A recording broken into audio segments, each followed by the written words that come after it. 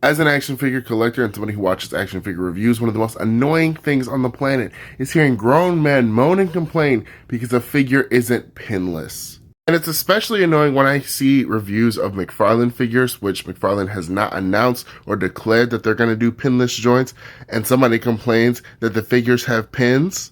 And this is really annoying in the Marvel Legends collector community because all of a sudden we get pinless figures and now every figure with pins stinks. If you've been around long enough, you might recognize this picture from one of my older videos.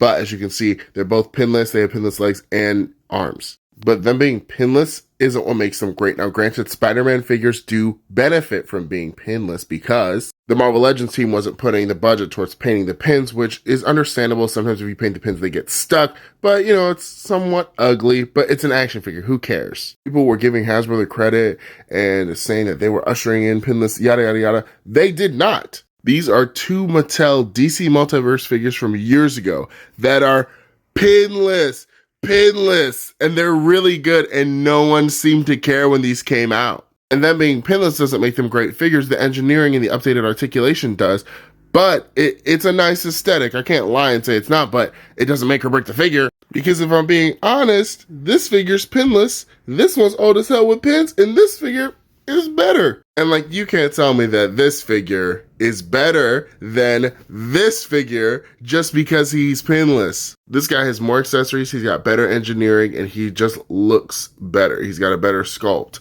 All for less. And pins. Oh my god, no, he has pins. Oh my god, it's the end of the world. Like, yes, the pinless thing is nice. Yes, it has a better aesthetic, but let's be real. We don't need to hear action figure reviewers groaning and moaning over the fact that a figure has pins. You're groaning and moaning over an engineering choice when Hasbro's over here price gouging. Like, let's refocus our energy, babes.